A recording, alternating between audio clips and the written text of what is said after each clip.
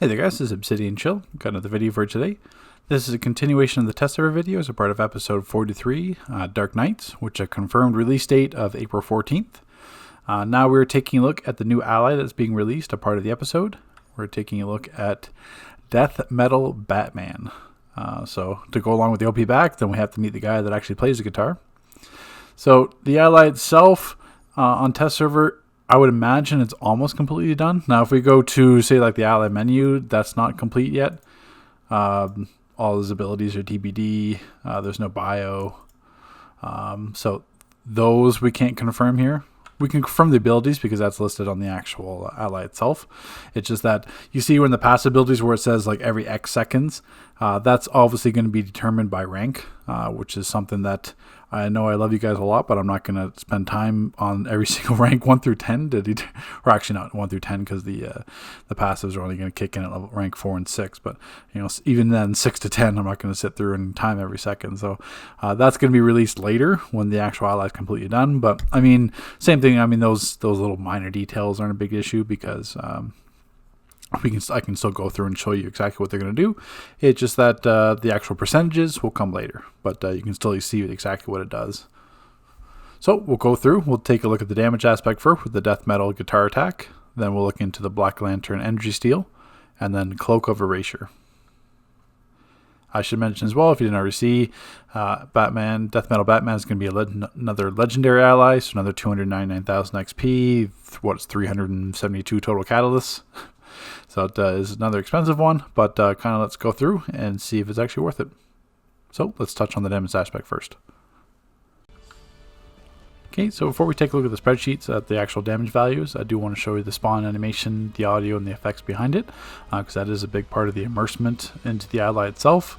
The other thing I want to point out as well is there is not a side effect, but there is a secondary effect to the damage component. So first, you'll see here AoE damage guitar playing that places all 3 debuffs for X seconds, and then switches to a cone attack with a guitar sight that deals Y damage.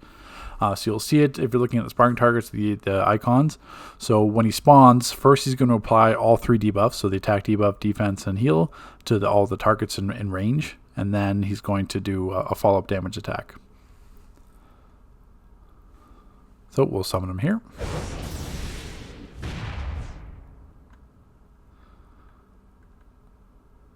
That strategy card would proc him with 1 weapon tap. The Reaper already tried.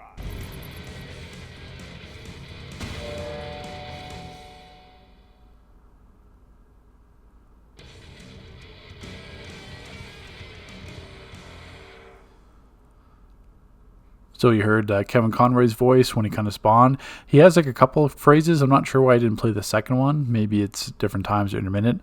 But usually when he spawns in, Kevin Conroy says a phrase, and then when he leaves, he says a phrase. It could just be on the first summon. I did restart the test server before I played this just to make sure it was on the first spawn. But either way, you saw him spawn. First, he's going to do this AoE field, and then he's going to follow up with the attack. So I do want to mention something there that does play a bit of a factor with the damage. So we'll wait for him to reset here and kind of explain it to him. So one of the issues is that, well, not really an issue, it's just basically how it compares or stacks up to other allies, is that the time of attack on Death Metal Batman is quite long. Because he first applies those 3 debuffs and then does his follow-up attack, there's a good like 5 or 6 seconds which you'll see between the attacks. So basically you spawn, he'll do the debuffs, then he'll attack. That's 5 seconds for a lot of things to change in the actual raid, for the tank to pull the ads, for other allies to spawn or orbital strikes to drop to kill. So that is my concern. So we'll play it again here just so you guys can actually see. So pay attention now to how long the duration is before he actually attacks. So the spawn does the debuffs, finally swings, damage.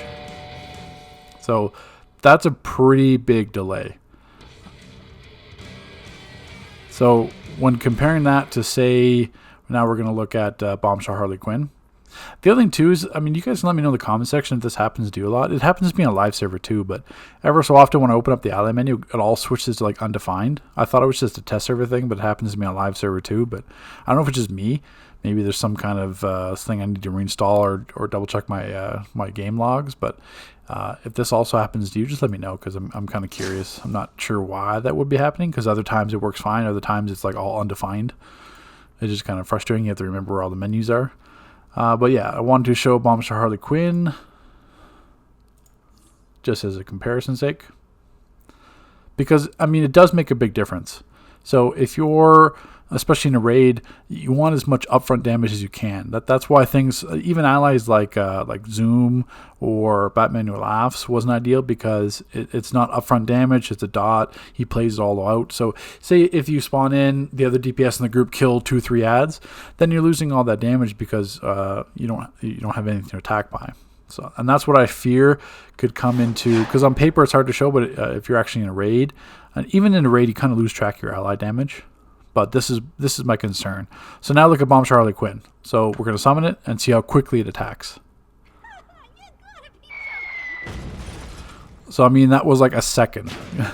It was like a second, maybe 2 seconds before we actually had the damage on all the ads. Compare that to Death Metal Batman, where it's like 6 or 7 seconds between he actually attacks. And I mean, yeah, the debuffs are helpful, but at the same time, you're looking to focus on damage. So the debuffs are going to help. Yeah, it's beneficial. It's going to help the group out. But, if you're actually looking for upfront damage to make sure it actually hits before the other DPS kill it with their supercharges or either Gemini procs or whatever, or even to say if you're using like a power like Berserk, I showed that ally damage counts towards Berserk. If you pop Berserk and summon Death Metal Batman, I mean, that's not like 7 seconds. You got to wait for it to actually proc, and you won't even get much of it. Where if you're doing an ally with upfront damage like Bombshell Harley Quinn, then you're going to actually get it to proc. So that's my fear, just playability aspect of it. But let's jump into the spreadsheet and show you a little bit more in detail. Okay, so we've got the favorite spreadsheet breakdown here. So looking at the AoE damage first, we've got Death Metal Batman. As you saw before, it's basically he spawns and does like a burst 1-hit damage. Now, there is a delay to the attack, so I'll show it once we jump back to the game. I'll show kind of the difference between that kind of Bombshell Harley Quinn, because that's really what the comparison between the two are. So when you look at it in terms of a breakdown, you can see that the damage for Death Metal Batman is very high. It's pretty much on par with in terms of the Legend of Flashpoint Batman, but then Flashpoint Batman has some attacks are single target, where his grenades are AoE. It's certainly slightly below Cyborg again, but Cyborg is very situational how you want to use it. But you can see here, that's CR339 as well, because everything else is tested at 339. So even though those values in the actual game would be much higher, which I'll show you as well what it looks like on like a CR378. But that's essentially what the damage looks like for AoE. Now, single target, this is where it breaks down a little bit more.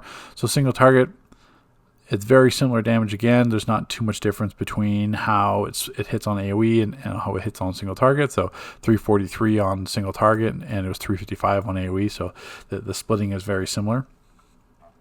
So the one aspect you have to remember here is that on paper, it's going to be a lot better than Bombshell Harley Quinn, or on paper, it's going to be better than like House of Legends bot.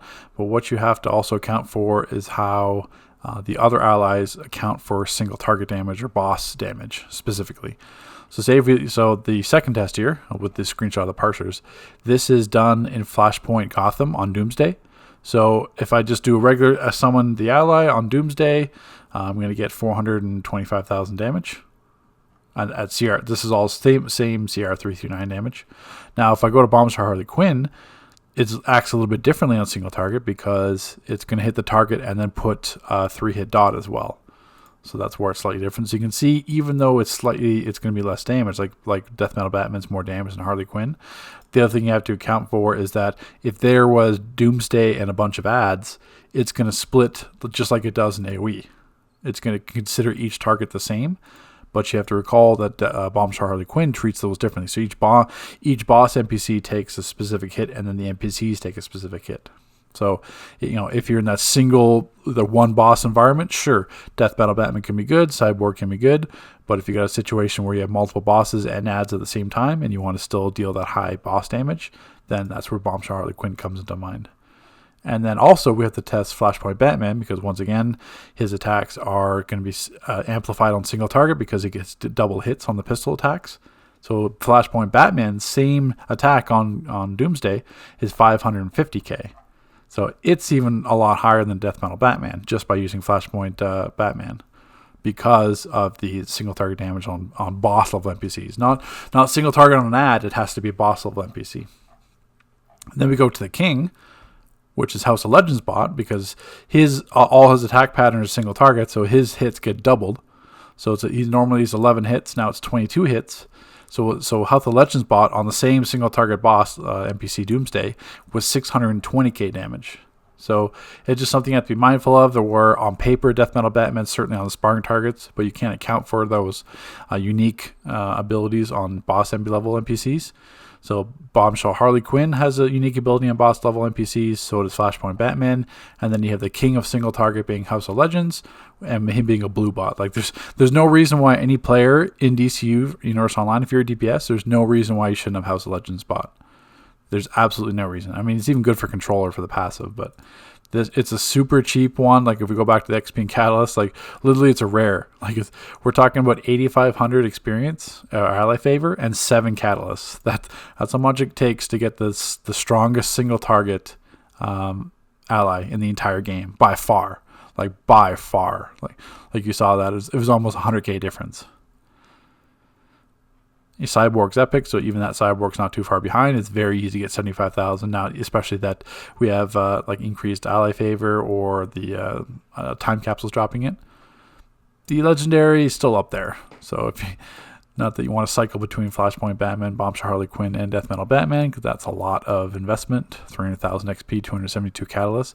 The XP is not too bad, but the catalyst is the killer. But that's just there for the damage. And then for the side effect, if you guys saw, pay attention, the breakdown in the debuff testing. So when Death Metal Batman attacks, as in addition to his attack, you get the debuff damage. So you get the baseline Fear Gas. The reason why I use Fear Gas is that Fear Gas isn't determined by criticals or any other damage. It's by your might. So your Fear Gas directly scales off your might. It can certainly crit, but the crits are going to be all the same. So every non-hit crit and crit will be the exact same. The only thing that changes it is obviously debuffs or the level of might you have. So just by using Fear Gas itself, my tick was 2851. If I applied the regular defense debuff, which is 10%, I get a 33% damage increase on Fear Gas. If I use the Amulet of Rao debuff at 200, that's a 15% debuff, 41% increase. If I'm using the Batman No Laughs Toxic Encore, which is when you hit a finisher below 45%, 35%, 45%, it triggers the debuff on the next finisher. That's a 7.5% increase. Now, if I use Fear Gas and the Death Metal Batman ally debuff, I get 11% increase. But the thing to mention is that it also stacks. So if you're using Death Metal Batman and also having a controller, like a controller debuff, you're also having the Toxic Encore debuff, then you get a 60% or a 76.5% defense damage increase. Because don't think of it as like a damage increase, just think of the actual hits because of the defense penetration. So it just goes to show you that the debuff stacks, and the debuff is helpful because it's going to increase your base damage. So there is taking a look at the damage breakdown of Death Metal Batman. So let's jump in and let's kind of show you just kind of one more difference between the Death Metal Batman compared to, say, other allies like, say, Cyborg and Bombshell Harley Quinn. And then we'll jump into the passives. Okay, so now we're going to be taking a look at the first passive, which is the Black Lantern Energy Steal. So every X seconds when using a debuff, places a pool that gives you bonus power generation. Every X seconds upon killing a target, you and 3 allies with the lowest health get healed for Y% of your health. So, another spoiler, we're now in Death Metal Washington, D.C., which I haven't shown you guys yet. But to purposely show this, we'll jump on the logs here. So there's a couple aspects here. This is actually a very interesting passive. It has a lot of impact across multiple roles, or has the potential to. So first, let me just grab, we'll do this here. We'll show you the power return here. So we get attacked here. So technically when I apply a debuff, you'll see this kind of music notes come up, and you'll see in the logs here, I get healed for 62, 66 power. So as we're going through, and basically kills it. So essentially you still have your pot as a controller, and then you're also getting power back when you hit a debuff. The aspect that may not be intended, or may, now if I go to DPS stance,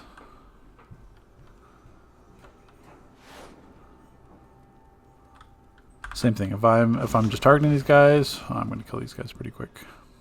But either way, obviously I don't have pot now. But if I hit a debuff, same thing. I'm in DPS stance, but I hit a debuff ability, and I'm still getting the power pool back. So this may not be intended. It doesn't apply the power to the group. It's just me. But you know, it's helpful as a DPS. I'll jump into the kind of the sparring targets to kind of show you guys in a sec. I just want to show you this in like an open world environment.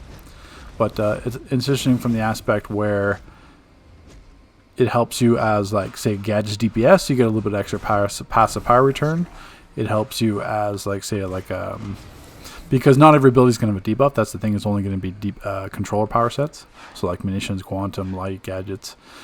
So it's helpful for, like, light DPS because then you get the extra passive power return plus, like, cyborg. Same with DPS trying to use the gadget suppressor turret clip. So it's interesting from that aspect. And it's not like completely broken because it doesn't spawn. I mean, it's not that often that it procs. Saying it's probably going to proc the third time here on this guy. Even then. Hasn't reset yet. So we'll see. That may not be intended in DPS stance. It may. If not, it's going to work in controller stance. Now the second aspect of it, you've already seen it a few times, but every X seconds upon killing a target, you and 3 allies with lowest health get XY% of your health. So each time you kill a target within its internal cooldown. So say if we'll take some more damage here. I don't really want to aggro the boss because he'll kill me. Let's get these guys. And then we'll kind of, there we go. That should be it. We'll lock on him. Get my health lowered here. It's the same thing. If I kill just this guy, I don't want to kill everyone. You see there. So in the combat log, Black Lantern Energy Steel healed myself for 51,164. So that's that other part of the passive where upon killing a target, you and 3 allies. So that's going to be something that's going to be helpful for like alerts. So it's not OP because there I'm going to cast it again. I'm going to kill this guy. I didn't get it there. We'll see if it procs again on this one. So that's another 5 seconds. I got that one. So it procs fairly quickly, not like the OP range. Plus, it's only about 51,164 with my health being 341,000. That's like 15%. So 50% of your health when you kill a target within its internal cooldown to you or the group. I mean, it's 3 allies, so it's more designed towards alerts, I feel. So if you want to run alert without a healer, now we have like the Clarion artifact that kind of helps in that aspect where other roles can heal each other based on your weapon damage. Now we've got this ally passive where when you kill a target, so it's not going to work for like it works actually pretty well for battle tanks. Like say you're doing an alert without a healer and you're like a battle tank like Earth, whatever.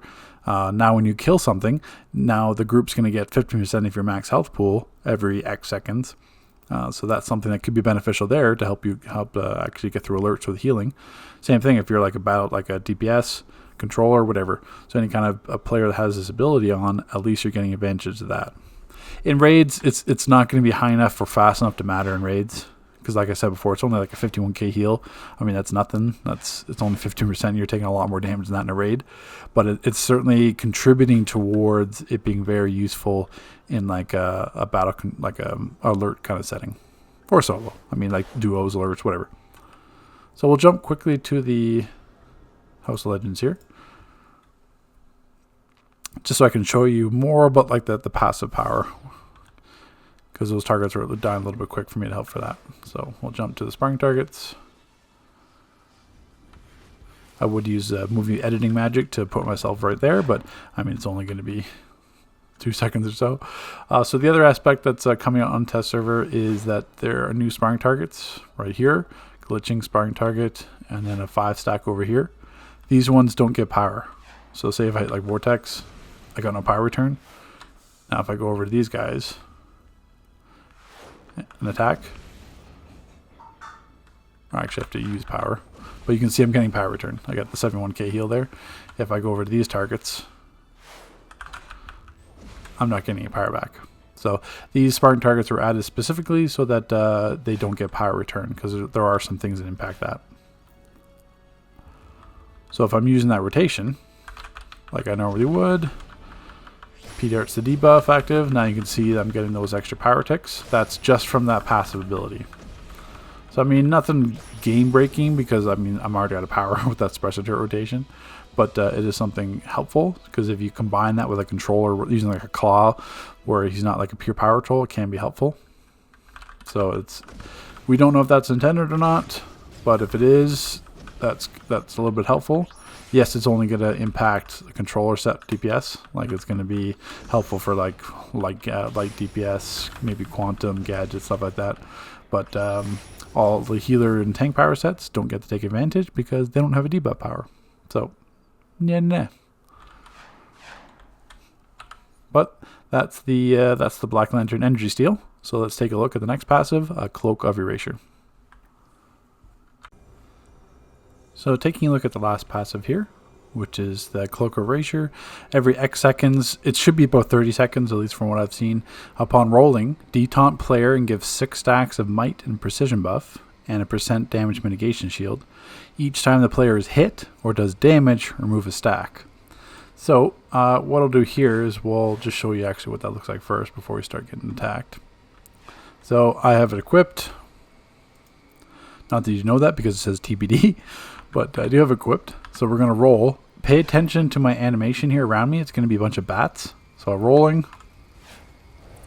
You saw that kind of smoke in the bats. Now if I go to my stats, it's 174,046 might. It would have helped if I showed you what it was beforehand, but at least you'll be able to see that when that drops. It's going to go back down to, I think it's like around 162.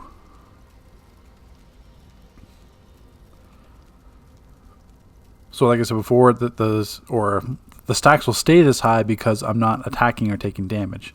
So right now that's 6 stacks, and basically each time I got hit or I hit another ad, it would drop. So see right there, that's the base, my base might, which is 162,853.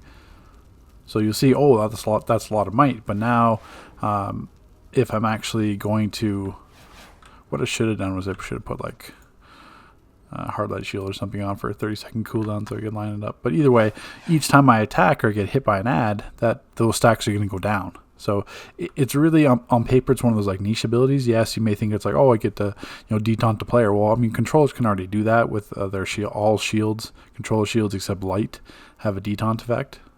Light barrier is the only one that doesn't because it reflects damage. So I mean, yes, it can be those niche abilities when you need to pick up a player, but we'll get attacking here, because what should happen is these are attacking me. No, attack me. I was going to say I should be able to detaunt it and it would switch to Robot Psychic, but instead they want to attack Robot Psychic right away. Can you please get on me? Okay, we're going to try this again.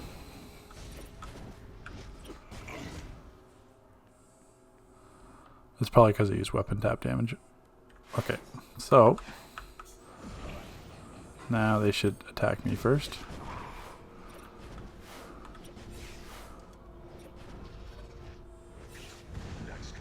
Well, this one is at least. We'll wait for Rob Spike to kill that other one. So he's attacking me right now. I'm gonna roll. And now it switched the aggro to Robot Psychic. So that's what the detaunt effect would be, is that the player, it was a target was attacking me, I rolled, it switched the detaunt to my pet because that's out. If there was another player in the group, it would switch to another player, but it's just that my pets can take aggro as well. So that's the rolling aspect of it. So technically, I mean, if you're trying to get a res and there's a an ad right near the res or something, you could like roll, and have a detaunt effect, just as you would like popping like invisibility or stealth or like distract or anything else and try to get the res. So I mean, that's one possibility to it. I mean, that's a very niche situation. Let's take a look at the actual shield aspect of it here. So it should be if let's go to an actual bounty here, so that doesn't. So the detaunt effect really doesn't take effect because there's nothing to detaunt to. It should still keep attacking me. What bounty do we have up? Devastator. Oh, no Merciless. Spoiler again. Since I haven't showed the open world yet in a video. But let's see if we can get the shield information here. So we're gonna, as you can see there, that's the damage mitigation, which is the gray.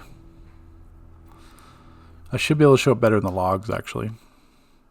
But as you can see, I was taking that's the damage mitigation because I have no other damage mitigation up. So I still take damage. It's not a shield. It's just mitigation. So that's, oh, that works out. I already had the logs up. So absorb 26k, 12k, 23k, 19k, 56k of each attack. So that's that aspect of it. So once again, I mean, it's going to help. I mean, it's not going to necessarily save you, but in combination with the heal, it would. But at the same time, you know, don't go ahead thinking that you could use this as a tank, as a shield or absorption, because obviously it's still going to detaunt, so it's going to drop aggro and everything else. So that's what you don't want to have happen. But that's essentially the shield aspect of it here. So what I'll do now is we'll show you the might stacking example, just if I'm taking damage or getting hit. So we'll go back here.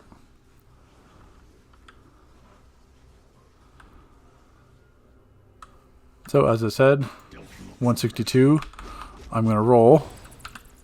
Now it's at 174. And I'm getting hit, so it should drop. See, even though since I'm getting hit, it's dropping my might stacks because I'm getting hit.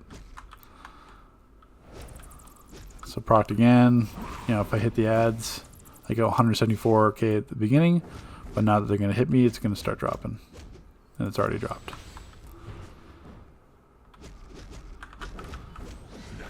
So it's one of those things where it's really niche. I mean, it's not like you can keep like rolling between like every fight and start it. It's not going to work. Or, you know, if you're like, instead of running in a hallway or doing like the, you know, triggering fast movement and super speed trick, I mean, it's not like you're going to like start rolling down hallways. That's not practical. I mean, maybe you can do it before, like, you know, before a boss fight where you'd something like the Boo Utility Belt, you could roll, get your max stats, and then do your supercharge, like supply drop supercharge, because then you wouldn't be taking hit or taking damage. So I mean, something like that could work. But I mean, like, once again, it's not like a giant increase in damage. It's like another 10,000. So I mean, it would be helpful or kind of gimmicky in terms of like getting as much might as you can.